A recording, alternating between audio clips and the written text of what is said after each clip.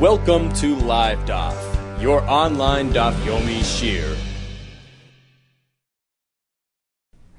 Shalom Aleichem, welcome back to today's Daf Yomi, which is Shabbos Daf Kuf Mem Zayin. We're at the last words of Kuf Mem Vav Amud Beis on the bottom. Amar Rav Huna, HaMenar Talisa b'Shabbos, if one shakes off dust from his garment on Shabbos, Chayav Chatos. Why? Because he did a malacha. Rashi says, Zeoli Buna. This is considered cleaning the garment. It's like he's washing it. It's a malacha of malabin. V'lo Yamar, this is only a concern el b'chadati, regarding new garments, in which case the dust ruins its appearance, and removing that dust is considered to be malabin. Aval ba'atiki, with regards to older garments, less lambad, there's no concern. V'lo Yamar, this is only a concern el b'uchmi, regarding black clothing, in which case the afar, the dirt here, ruins its appearance, and removing it is considered to be an act of cleansing. But when it comes to white or red garments, less lamad, there's no concern, because the afar is not so visible, and removing it is not a vava malacha. V'hu, this is a third condition, v'hu de kapad alay, provided that he himself is particular about wearing clean garments, and he's makpid to have this removed, in which case it's considered to be a significant malacha, a significant act of malabin. So you have three conditions. Number one, new garment. Number two, black. And number three, with regards to his personal preference, he has to have kpeda. He has to be particular about the fact that he wants clean garments. So all three conditions together join to form a malacha of malabin. Continues the Gemara, Ula iklul pumpadisa, Ula visited pumpadisa, Chazir Rabbanon. So you notice the Rabbanon that were doing as follows. The Kabanapsik limayu. They were shaking off the dust of their garments. Omar, so you exclaimed, Komachalin Rabbanon Shabbata. The Rabbanon appeared to be doing Chilul Shabbos, the desecrating Shabbos. Omar Rav Yehuda. So Rav Yehuda told the Rabbanon, Nefutzi le ba'apei, shake off the garment right in front of him, right in front of Ula, in his presence. There's no concern. Anan le kabdina mida. We're not particular at all with regards to the dust on our clothing, and therefore it is not considered to be a malacha of malabin. Abaye have a koy kamed Rav Yosef. Abaye was in front of Rav Yosef. Amrles Rav Yosef asked Abaye, Havli kum toy, pass my hat to me. Chazas, Abaye noticed the ika talale, that there is dew on the hat. So he was hesitating to give it to him because he needed to shake off the dew. Amrle, so Rav Yosef noticed, and he said, don't worry about the dew. Nefait shadi. You could simply shake it and throw off the dew. There's no concern of a malacha here. Anan lekabdina midi. We're not particular at all with regard to this, and therefore removing the dew from the hat is not considered to be a malacha of malabin. Let's take a look at Rashi inside. So Rashi is on top of the Amid, beginning of the words Hamanar Talisa Mina Afar. He shakes the Afar off his talis Chayev Chatas. Why the Zeoli Buna? This is considered its malacha of malabin. Elo Ba'uchmi. This is only a malacha when the garment is black. She'avak mekalka marisa, because the avak, the dust, ruins its appearance. V'kapdele, and therefore he's makbid. He's particular about removing it, and it also needs to be black. And also it needs to be new, as the Gemara said, new and black. And third thing is v'hu de kapad alayu. It needs to be something that he is makpid to have the thing removed. Loishan ashinarim. He's makpid from wearing it prior to cleaning it. So when all three conditions are met, it involves a malacha. So Aula saw that the Rabbanon was shaking off their garments, and he said, Kamachali Rabbanon Shabbata uglimi uchmi havo. So Rashi points out that those garments were black. So why isn't that a malacha? Loikabdinan. So there is Rav Yehuda responded, we're not too particular. Yichbasna, we don't really care. Yeshale avak, if it has dust on it, hilkach lav libanu. There's no concern of libun. So Rav Yosef asked Abaye for his cap, kumtoy kavoi, his cap, havkamachasim. Loshen loisachsam, you shouldn't muzzle the animal. So he was hesitating, he didn't know what to do. Lemeisvele, shetzarch lenar tamei, because he needed to remove the dew, and he didn't know if he can do that. And he told him there's no concern because they were not makpid, and therefore there's no malach. Continues the Gemara. Omar Rav Yitzchak bar Yosef, with regards to another halacha altogether. Omar Rav Yechon, in the name of Yechon, Haneitze b'talis mikupeles. If one goes out in Shusarabim carrying this talis mikupeles, a folded up garment, munachas le'al ksefai, which is sitting on his shoulder, b'Shabbos, chayav chatas. Why? Because he's not wearing it, he's merely carrying a load. Let's see Rashi inside. So it's the next Rashi there, 7 lines from the top. Bitalas mikupelas. So after he placed the talis over his head, he lifted the lower edges and folded it up on his shoulder. Chayav chatas. Here the chiddush is, he's not simply taking something out of his drawer and putting it on his shoulder. It means he puts the talis over his head, it's hanging down, and then he decides to fold it up in such a extreme manner to have the bottom parts all the way up on his shoulder. It's not derech malbush, it's not the normative way of wearing a garment, and therefore it's considered a masu in his chayav chatas. Tanya Namihachi, says the Gemara, we learned in the Brisa likewise. The garment merchants, hayotzim betalisos, miku palois, umanachas al ksefam b'Shabbos. So they have this custom of wearing the talisos folded up, sitting on their shoulder, so that they do that on Shabbos, chayav and chatas. This wasn't only said regarding these merchants. Ella kol adam, any person as well who does this, ella shadarkan shel moichen lotzes kach. The reason why the Brisa cites the merchants as an example is because this was their derech. The darkan of the moichen was to go out wearing their garments in this manner, they're displayed in this manner. So the chiddush apparently is that even though this was their custom, their minhag to do it in this manner, it's not considered to be derech levisha because they're simply displaying their wares for sale. It's not considered to be the norm, the derech levisha, and therefore it's a masui. Continues the Brisa with another example. A merchant, a grocer, for instance, who goes out with his money at srurin loy besadinoi, which are wrapped in his garment chayav chatas. Although he's not doing a derech chaytzah, it's not the normal way of carrying things. He's wrapping in his garment, carrying that way. His chayav chatas is considered to be carrying a load. This is not only said regarding a chavani. Ella kol adam, even any other person who does this is considered to be carrying on Shabbos. Ella, why then do we discuss a chavani shadarka shel chavani letzes kach? It is the norm and the custom of a chavani to go out wearing his money in this manner. And the chiddush here is that we don't consider it to be shaloi kederech chaytzah. We learned in the Mishnah earlier in Masechta that if one carries something in an ordinary manner, for instance in his mouth, etc., it's not considered to be a malach on Shabbos. So the chiddush here is, since sometimes people do carry the money in this manner, for instance the chavani, so therefore that sets the standard, is considered to be a derech chaytzah, and even for anybody who would do this. A third example in the Brisa is haratonen. So the people of this place called Raton, yoitzim b'sudoran shal ksefim. They're allowed to go out wearing their sudar, so they have a scarf, sitting on their shoulder, because that's considered to be the derech levisha of the scarf. Like today we wear a scarf around our necks. We don't say it's a masli. That's the way to wear a scarf. The Mefarshim actually point out that all along our Gemara we're going to see different examples of folding garments this way and that way. It's a matter of the derech hamakim. Whatever's the minhag, the normal way of wearing that type of garment, that constitutes derech levisha for that garment and that locale. The Gemara here is citing examples which were prevalent in the places, in the locales where the Gemara was discussing. So we have an example of something which is permissible, the sudaran, sitting on the shoulders of the ratanim, that's okay. This wasn't only said specifically about those people. Ella kol adam applies to anybody.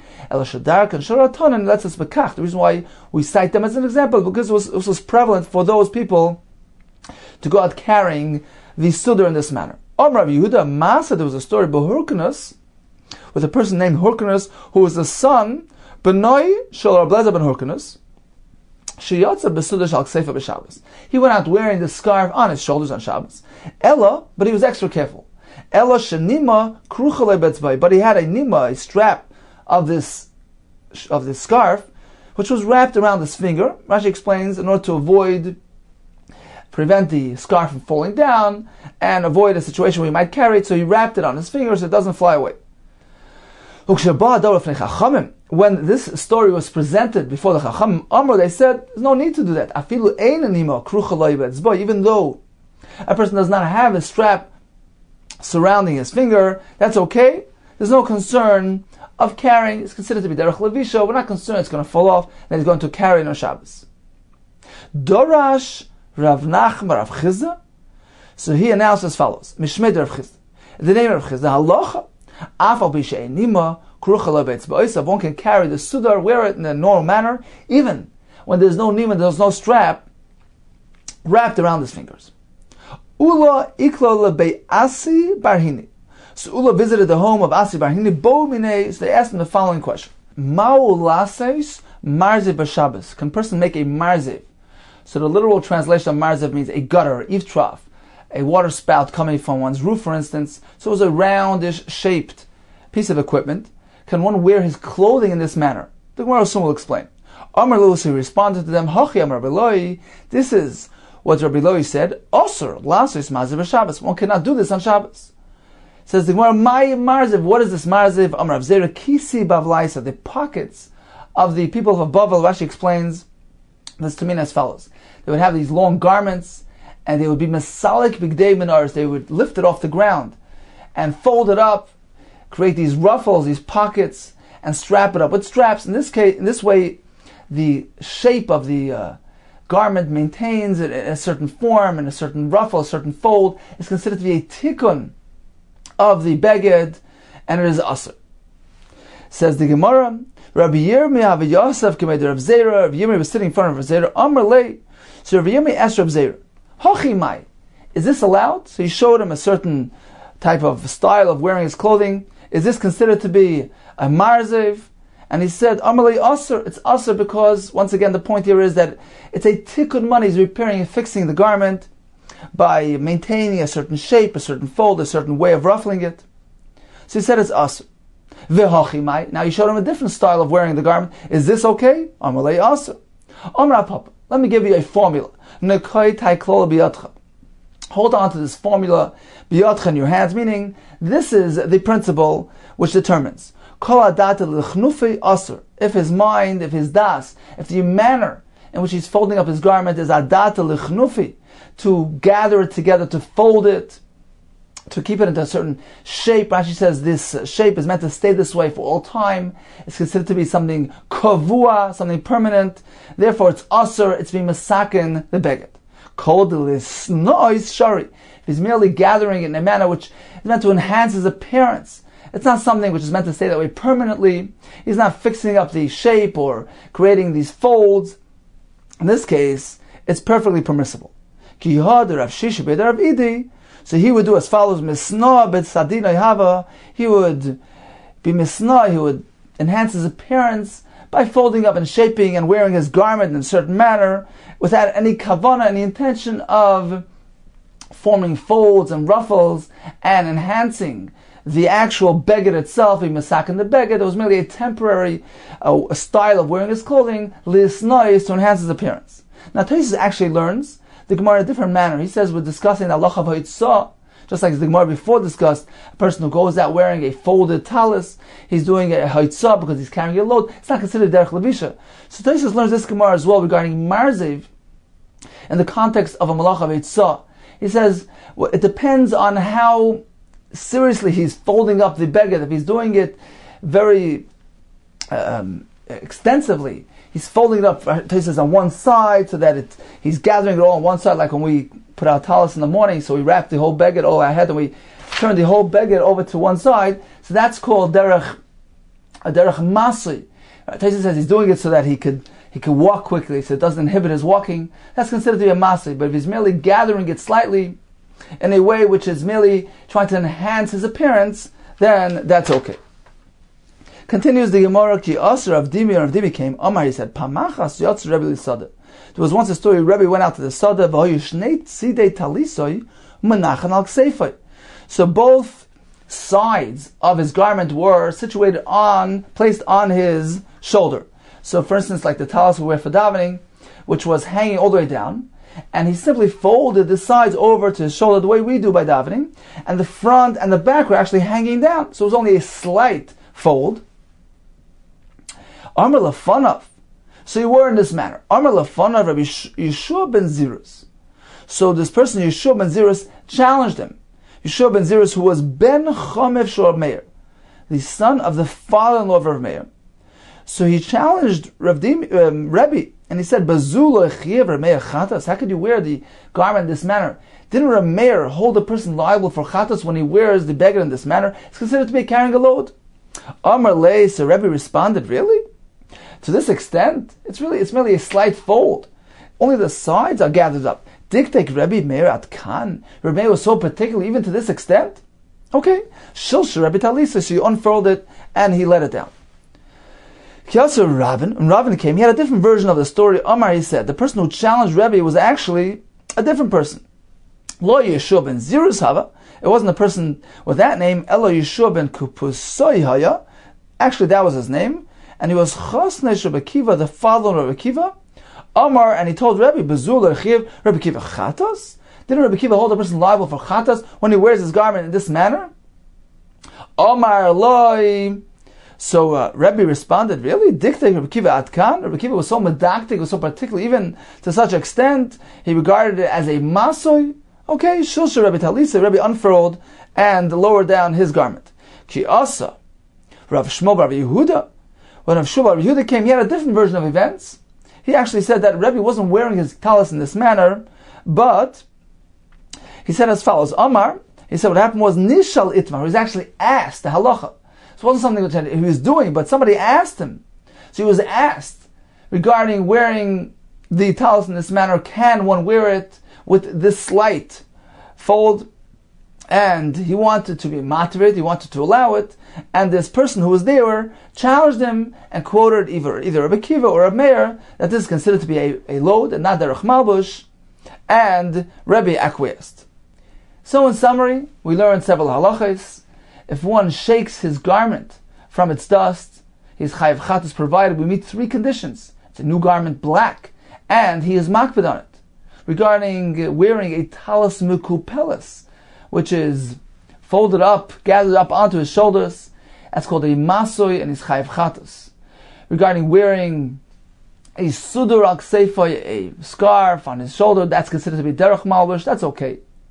Regarding folding up his garment to be masakinit, that's asr. If he's only doing it to enhance his appearance, that's mutter. And the Gemara concluded that even merely slightly gathering his talis up onto his shoulders, just the sides, even when the front and back is hanging down, that is also a concern of a load, and one cannot do that on Shabbos. Continues the Mishnah, if one bathes on Shabbos in the hot water of a cave, or the hot water springs of Tveria, and he dried himself afilu be'eser al antiyos, even using 10 towels, in which case there's very little water and moisture present in each one of those towels, nevertheless is a concern. You shouldn't carry them by hand. You shouldn't carry them back home because he might be tempted to squeeze the moisture out of those towels and do a malacha. But 10 people, they could even dry themselves using one towel. Pneim, Yedeim, Ragleim, their faces, hands and feet, in which case there's lots of moisture present in those towels. They don't need to hesitate to bring them, to carry them home in their hands, because since there's a rabbim, there are many people there, they who remind each other and safeguard each other from doing a malacha. Continues the Mishnah, one can anoint himself with oil on Shabbos, and massage himself. There's a girsa that adds the words bivnei me'ayim on one's stomach. So that's allowed. Rashi says this is lahana, for the sake of pleasure. But one cannot engage in intense massaging, which it appears to be derech choil, a weekday act. One may not take a scrubber, this type of comb which they used to scrub themselves with. You can't do that. Rashi says here as well, it's a uvda dechoil. It's a weekday activity. In Yordan lekurdima, one may not go down to this river called Kurdima. The Gemara will explain. Vein oisen apikt vizen. This is a process where a person would cause himself to vomit on Shabbos. Vein ma'asvin sakatan. They can't go ahead and straighten out the limbs of a newborn child. Vein machzirus hashever. One cannot restore, put back a broken bone back in place. One whose hands or foot came out of its joint, he can't vigorously treat it with cold water to restore the joint, but he can rinse himself in a usual manner, then nisrapen, if he got healed, then that's fine. Let's see Rashi inside. 25 lines from the bottom, beginning with the words Masnisin Mei Ma'ora. So he bathed himself in this hot water in a cave, Mei Mikveh, Mikura Shucham, it's hot, Vein Choy Me'yotzei, its heat doesn't leave, it's a covered area, V'davka Chamanakat. The Mishnah specifically mentioned hot water. Umishum Hochi Ketani. That's why the Mishnah chose the word Haroichetz. Haroichetz is the Eved. It sounds like it's after the fact. Initially, one is not meant to bathe himself on Shabbos using hot water. We discussed this earlier. The Masechta, there's a concern about the bathhouse attendants who would heat up water on Shabbos. So one is not meant to go into hot water on Shabbos. That's why the Mishnah uses a b'di eved lashon. Haroichetz, he did it already. V'nistapek, and then he dried himself a kineach. Afilu be'eser alantiyos sadiran, these sheets, these towels, shemekanchen behem, that one uses to dry himself, and use 10, one after the other. Rabusi. Now the Mishnah is teaching us a novelty, a chiddush. Even though there's very little water in each one of these towels, nevertheless, he should not bring the towels that contain very little moisture in his hands, to bring it home. Even though there's an air, there's no concern of carrying, because he might forget and he might come to squeeze those towels on his way home. Since we have many people, there's a minyan. There are many people in they remind each other and prevent each other from doing a malacha. They can dry themselves using one towel. This also is a chiddush. The chada luntis la'asara, one towel for 10 people. No fish, lots of water in there. Even so, they're allowed to carry it with their hands. So they wipe their faces, hands, and feet. Says Rashi, this is merely the derech, meaning it's not specific to this case of hands, faces, and feet. Even though they use the towel to wipe their entire body, and there's lots of water in there, it is still mutter. Sachen Shem, b'Shabbos one may smear himself, anoint himself with oil on Shabbos, umemashmeshim b'yad, and massage using a hand, al kol aguf la'no, simply for the sake of pleasure. Avalei mis'amlan, but this intense form of massaging, l'shafshaf b'koyach, that's not allowed. Likewise, one can't scrape his skin using this scraper, v'le misgard and gartib m'gargeres, m'gareres, shekur and ashtalaya, davu uvda d'char, let's say weekday activity. One shouldn't go down to this river called Kurdima, Shema Nor, name of a river, Gemara Farish Taima, the Gemara will give us the reason. One should not engage in apik tevizin lahoki, bring himself to vomit, veim atzven asakatan. One can't help form the shape of the katan, loshen yadecha itzvuni. Shemesaknin, they fix up a miyashvan atzvaisav, they properly form his bones, v'chulios, shedrasei, and the vertebrae of his spine, commit the samai to his proper shape. The Gemara will give us the reason. A broken bone cannot be restored. Why? Because any type of refuah engaging in remedial activities is asur, for concern that a person might be sheichik the saman, grind ingredients needed for the refuah. Nifraka means sheyatza etzem imperik shalai. His bone came out of his joint. Leitrafim. He shouldn't vigorously wash it with cold water. Lashon beitim trufis bekara. So to vigorously beat the eggs in this bowl. So one shouldn't seriously wash his limb with cold water in order to restore it. But as Mishnah concludes, he can simply do a normal washing, and if this results in refuah, then that's okay. Continues the Gemara. 2 lines from the bottom. Ketani mei ma'ara dumi demei tveris. The beginning of the Mishnah cites 2 examples. He's roiches of mei ma'ara, and also we have an example of mei tveria. The fact that the Mishnah compares both things, lists them both together, Mishnah is teaching us that the mei ma'ara that we're speaking about is hot water. Ma mei tver, just as the mei tver is certainly hot, chamen, af mei ma'ara chamen. Likewise, the mei ma'ara described here was speaking about hot water. And that's why the Mishnah used a b'di'evad terminology. Haroichetz, di'evad in. Chatchil loy. Initially, one is not meant to bathe himself in hot water on Shabbos. Now, Tosfos points out, this is only a concern when it comes to the Mei Ma'ara. This actually says it's called a Mei Mikvah, like gathered water, hot water. So that's a bath in hot water, which is also but naturally hot water, like the natural hot springs of the Mei Tveria, that is okay. L'chatchila, Tosfos brings the Gemara in Daf Mem that there was no gzeira to bathe in the Mei Tveria on Shabbos. So this discussion that one cannot bathe in hot water on Shabbos only pertains to the first example of the Mishnah of Mei Tveria. The fact that the Mishnah lists them together with Mei Ma'ara with Mei Tveria, apparently the Mei Ma'ara is speaking about hot water, which was heated through fire, in which case a person is not meant to bathe with this water on Shabbos, even though the water was heated before Shabbos. Continues the Gemara. So this is only a restriction regarding bathing in a normal fashion in this hot water. Mechlal, apparently the l'shtatev kol gufay, merely to take the hot water and rinse himself, pour it over his entire body. I feel like that can be done even initially. There's no concern with that because that's not considered to be a derech or chitza. That's not the usual manner of bathing. Therefore, there's no issa d'rabbanan. Let's see Rashi. The top line, the l'shtatev, says Rashi shoychan al gufay. So he simply spills it, pours it over his body. It's not derech chitza. It's not considered to be the normative way of taking a bath. Shori l'chatchila, afilu b'cham, and that can be done even using hot water. Says the Gemara on the second line, Mani. So who is the shita that allows rinsing oneself, washing oneself in this manner? Reb Shimoni. The Sanya leishtatev adam ben b'chamed ben mitzoyin. Reb holds one cannot even rinse himself using hot or cold on Shabbos.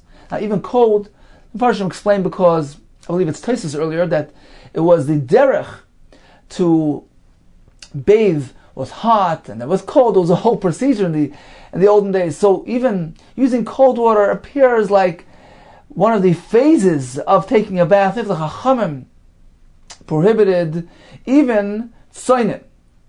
Reb Shimon Mater, he says, rinsing, that's not considered to be derech or chitza. So the bath would be sitting in a bath, immersing oneself in a bath. That's considered derech chitza. But rinsing oneself, there's no concern. And the chiddush here is even using hot water. And indeed, our Mishnah, which seems to allow, we have a diak from our Mishnah that one can rinse himself using hot water, is Reb Shimon. Rabbi Yehuda, he makes a compromise. B'cham and asur, b'tzoyin mutter. Rinsing oneself with hot water is asur. That is similar, it's akin to taking a bath, and therefore it's asur. But using cold water, that's okay, and that's allowed on Shabbos. So rinsing oneself with hot is asur, with tzoyin is mutter. Continues the Gemara. So if one took this bath and he wiped himself even using 10 towels, he can't carry it. The Mishnah proceeds if we have lots of people and they use only one towel, so this shared towel may be carried, there's no concern. Says the Gemara, he wiped himself with 10 towels. The initial part of the Mishnah, which describes a person drying himself with 10 towels, is teaching us a chiddush. V'seifa rabusa kamashmal, and likewise, the next case of the Mishnah, which describes 10 people drying themselves with one towel, is also a novelty in a chiddush. Reisha rabusa kamashmal. The first halacha is teaching us a novelty. Even these towels, which don't contain lots of water in them, it's one person who used 10 towels. Kivan the chadu, since he's merely one person, also the schita is a concern that he might come to squeeze it. Therefore, he can't carry it home. The next halacha is teaching us a chiddush. Even these towels, which contain lots of water, 10 people dry themselves using one towel. Kivan the Rabbim Ninu, since there are many people there, matke adadi, they remind each other, and they can carry it home without any concern. Tan Rabbanan mistapek adam baluntis. One can dry himself with a towel and then place it in this cubby, in this window. Rashi says it's samach al-kais lamerchas, near the wall of the bathhouse. V'loyim seren al yarn, but you shouldn't hand it over to the bathhouse attendants. Why? They are suspected of oisadavar, this malacha of squeezing towels to dry them, so you shouldn't hand it to them. Reb Shimon Omer, there's no concern. He can dry himself with one towel, or mevia biyadai l'sech beisa, and carry it home, even with his hands. There's no concern of schita. Amalei Abaye Rav Yosef. So Abaye asked Rav Yosef, how does the halacha follow? Is there a concern of schita or not? With regards to one person carrying home his towel, Amalei. So Rav Yosef responded, Ha Rab Shimon, we have Rab Shimon who allows. Ha Rebbe, we have Rebbe who allows. Ha Shmuel, Ha Rabbi Yochanan. Likewise, you have Shmuel, Rabbi Yochanan, not concerned about schita. Explains the Gemara. Rab Shimon, what do we find that he allows? Ha Damar, as we just said, Rab Shimon specifically stated, one can dry himself and carry home the towel. Rebbe, what is the example of Rebbe? The Sanya as we went to the Brayso. Amar Rebbe.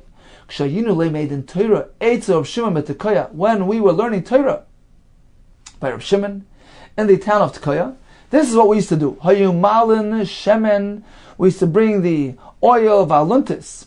Mechatzil Legag, Megag Lekarfef, we used to go ahead and bring up the oil and the towel from the Chatzar to the Gag, to the courtyard, to the roof, Umegag, Lekarfef, to the storage area. We used to transfer through all these non-residential areas. Rashi explains, this is Shittas Rab Shimon, which does not require an Erev when transferring something between all these non-residential areas. So we used to bring the oil and the towel through all these different areas until we used to get to the spring, Achiyum Shiyinu Magin, Eitzel Mayan, until we got to the Mayan. Shiyinu Reichsambay, where we would wash. So apparently there's no concern when it comes to wiping drying themselves with a towel. Rashi says, we assume that he would carry the towel home with him. So apparently there's no concern of schita. So this is an example where Rebbe is clearly stating that there's no concern. Shmuel, where do we find Shmuel subscribes to that?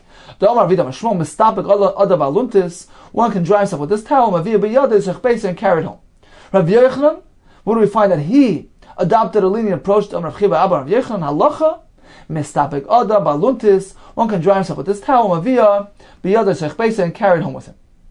Says the Gemara, Rabbi Yochanan hachi? Is that so Rabbi Yochanan held that one can dry himself with a towel without any concern of squeezing? For Rabbi Yochanan, did Rabbi Yochanan tell us halacha is stam Mishnah? The halacha follows the anonymous Mishnah. And in our Mishnah, which is a stam Mishnah, it says clearly vinistapik. A person rinsed himself and then he dried himself with a towel. Afilu be'eser alantiyos, even if he used 10 towels. He cannot bring it home. So this is a stam Mishnah which is concerned about schita. Says the Gemara, it's not a stam Mishnah. Who kiven chachinai masla? Rabbi Yochanan had a different version of our Mishnah. It is said in the name of Ben Chachinai, and therefore it's not considered to be an anonymous Mishnah, and we don't need to follow that Mishnah. Amar Rav Chiba, Amar Rav Yochanan. Hol Yoren, so these bathhouse attendants, Mevin Balore Noshim Libebani. They can transfer the towels, the sheets used by the women to dry themselves in a bathhouse. They can transfer it through the Shusarabim. So you must wear it. They have to wear it in a way where it is derech levisha. He must make sure that he covers his head and most of his body with this towel and transfer it through Shusarabim in this manner, which is considered to be derech levisha. Continues the Gemara, Sachnisa, which was a large scarf, Rashi says, but Rashi says it was actually a very thin material. Tzarech lekasher bezer shelamata. He must tie both of its ends downwards, in which case it looks like Rashi says it shouldn't fall off his head. It shouldn't fall off his miroisha, so he has to tie it down. Lamata miksafayim.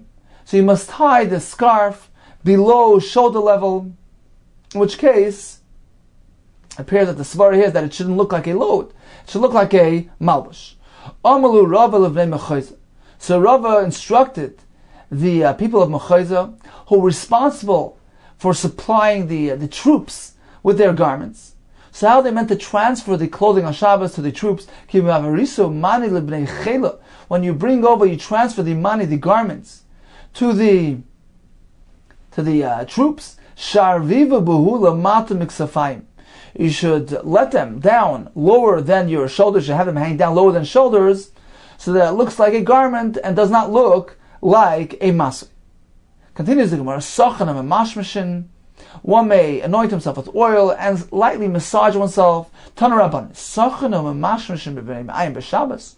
One may do it to his intestines, to his stomach on Shabbos. Provided that it doesn't do it in a manner which resembles the weekday manner of doing things. Heichi of it. How is he meant to do it differently, to deviate from the norm? Rav Chaim Bar Chanina Amar, Soch, first anoint, va'achach mamashmash, and afterwards he massages himself. So he does it in this manner, in which case it is different than the ordinary weekday manner, in which case they do it in the reverse. They first massage and then place the oil. So since he reverses things, that's okay. He needs to do it in this manner. Do it together simultaneously. This is considered to be a proper deviation from the weekday activity. Apparently, he holds that merely reversing the order is not sufficient. Continues the Gemara. Amlin, one may not engage in intense massaging. Asur Lamed on Shabbos, one may not stand bekarkiisa on the riverbed, on the floor of this river called the Yumsis. Bekarkiisa shall the Yumsis. Rashi describes this as a salty river, where the water is salty and the mud is salty. One cannot position himself on this riverbed, since it warms up the person, umarapi, and it heals him. And one may not engage in doing Rifu on Shabbos.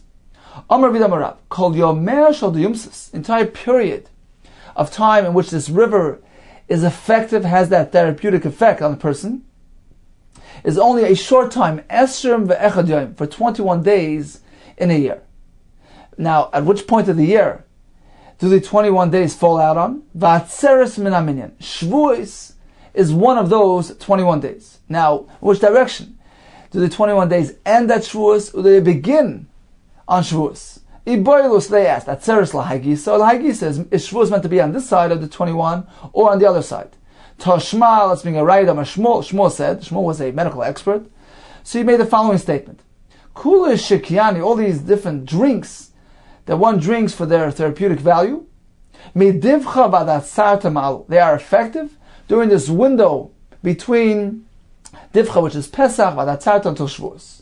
So only then are they effective. So we see that this window of opportunity actually ends by Shavuos. So apparently here as well, the 21 days are meant to end at Shavuos. Says Zima, perhaps we can differentiate. Dilma hasamu. This is specific to those therapeutic drinks. The kama the karer alma ma'ali. Because the cooler the world is, so the earlier in the season, that is better and more beneficial for those drinks which are meant to cool off a person. So therefore, that window of opportunity begins before Shavuos. In contrast to us, with this riverbed which is meant to heat up and warm up the person, the benefit comes from the hevel, the warming process. The warmer the world is, the more effective it is. And perhaps Shavuos actually begins this 21-day period, which is meant to take place after Shavuos, when the world is actually warming up. This high quality wine of the town Progita, Umaya de Diumsis, and these high quality waters, these therapeutic waters of the town Diumsis, as we just discussed earlier, Kipchu Aseres Hashvatim Yisrael. They cut off the 10 Shvatim, the 10 tribes from Klal Yisrael. How's that? Explains Rashi, due to their overindulgence and pursuit of physical pleasures, getting overly involved in these high quality wines of Progita and these quality waters of Diumsis. This brought about their abandoning and forsaking of Torah study, and an absence of that internal connection to Hashem through Limud Torah, which brings a person to the true pleasurable experience. An absence of that pleasure, a person's heart does tend to stray and wander, and eventually they intermarried and they were lost to our nation. Says the Gemara, Blezer ben Arach, Ikal Asam, so he went to these places of Pergisa and the Yumsis, Imshech Basrayu, indeed he was drawn after these pursuits of the wines and the rinsing, bathing in these waters, the Yakir Talmudei. As a result of this, his learning was forgotten, because the spiritual element of Torah is incompatible with these worldly pursuits and overindulgence in Hana. So when he returned from these locations, when he returned, Asa, Kiyadar Asa, Kam lemikr b'safar. He got up to read in the Torah. Boy lemikr. He wanted to read the pasuk of Achodesh Hazelachem. And what happened? Amar, instead, he said, Acheresh hayalibam. Their hearts were deaf, meaning unable to understand and absorb Torah. Bo Rabbanan Rachmi Alei. So Rabbanan davened for him, V'hada Talmudai, and his learning returned to him. V'hainu Disna. Now we understand the Mishnah, which says, Rabbanan Raya Omer, have a goyla makom Torah. Always seek to pursue a place, go into exile to find a place of Torah, which is an environment of learning in which there are other Talmidim, Talmid Chacham present. Don't say Shita Becharecha, that it's going to follow you, that they're going to come join you. Go join, have good company of Torah. Because your friends, your Chaverim will indeed keep the Torah within you. Don't rely on your wisdom. Don't sit alone and learn. Make sure to engage with others and be present in a chabur environment of others who are like-minded, are pursuing Torah study like you. Tana, we learned in the Brisa, who was the author of this Mishnah? His true name actually was not Rabbi Nerai, El Rabbi Nechem Yishmai. Some say Rabbi Elazar ben Arach Shemai. So this was the same Tana who had that experience of losing his Torah study due to the fact that he was alone in these places, and therefore he came back and taught us, no, make sure you're always present in an environment of spirituality with like-minded people who will keep your level of Torah and spirituality intact. Now, if it was not actually Rabbi Nerai, so why was he called Rabbi Nerai? Because he lightens up the eyes of Chachamim in matters of halacha. Continues the Gemara, one is not meant to scrub his skin on Shabbos with using this scraper. Tanraban, ein goyrin b'megareres b'Shabbos, who might not scrape with the scraper on Shabbos. Rabbi Shimon Omer, imhayu raglam l'chlachis, b'titu b'tzoya, if his feet were dirty with mud or tzoya, waste or dirt, goyrer kedarko v'ein choshish. He can scrape as usual without any concern because he's simply cleaning himself. Rabbi Shmuel Yehuda Avdalei Ime, his mother made for him Megararta de Kaspa, a silver scraper, in which case it was apparent that it's unique and special for Shabbos. There's no concern here that he's engaged in a weekday activity, since it was apparent that this was unique to Shabbos. In Yerden le Kordima, one is not meant to go down to this river Kordima. My time why? Shumpika, since it's bed, the riverbed is slippery, which might cause him to slip and get his clothing wet, and he might be tempted to squeeze him out on Shabbos. One is not meant to bring about vomiting. This is only if he takes and ingests some type of ingredient which brings about this vomiting. But you merely using his hand is okay. Rashi says he places his hand down to his throat and brings about the vomiting. So only using a some sort of ingredient which resembles refuah, in which case there's a concern they might grind the ingredients, that's not allowed, but manually doing it is okay. But that's when it comes to the Shabbos, in the context of the refuah on Shabbos. But there's another concern. Tanya, we learned, one is not meant to engage in this type of activity even during an ordinary weekday, because he's wasting the food. He's just vomiting, and they used to do this so they can eat more. So this is considered to be a hefsel eichel. He's merely ruining the food. One cannot do that. One may not straighten out the bones, the limbs of the newborn. One may wrap up his bones, his limbs. That you can do on Shabbos. Says the Gemara, how much we learned? One may not do this. Says the Gemara, Hasam, that is speaking about the Chumrei Shedra. When this vertebrae of his spine got out of place, in which case he's restoring it, that's not allowed. The Mexican boy appears like he's building, as opposed to Lefufi Yenuka, which is allowed, where he's merely wrapping him to keep his bones in shape, to keep his body in shape. He's not repairing anything, he's merely maintaining the shape, in which case there's no concern. Okay, time for a brief chazara, brief review of today's daf. We began with shaking the dust off one's clothing, in which case is considered to be a malach of malabain. He's cleaning the garment, and that's asur. There's a chiv chatas. The Gemara gave us 3 conditions: a new garment, black, and provided that he's particular about the cleanliness of the garment. We learned that a person can't fold up his talis and place it on his shoulder and carry it on Shabbos in this manner. It's considered to be a load. wearing a scarf on his shoulder, which is considered to be the derech levisha, the ordinary manner of wearing that, that's mutter. To bunch up the garment, to be masakin it, to ruffle it properly, fold it properly, that's considered to be a tikkun, that's asr. To merely ruffle it up, fold it up in a slight manner, merely to enhance its appearance, that is mutter. We proceeded with the Mishnah and the Gemara, which gave us guidelines of different things that can be done and that cannot be done on Shabbos. One is allowed to rinse himself using hot water on Shabbos. That's not called derech rechitza. Likewise, he can dry himself using a towel and carry it home without any concern of squeezing it. That was the conclusion of the Gemara. One can anoint himself with oil and slightly massage himself in a manner which is different than a weekday massage. That's not called derech chol. However, serious massaging, less amal, that's asr, that's derech chol. A person can't stand on the riverbed of the river the Yumsis because it brings refuah. One can't scrape his skin using the scraper, that's derech chol.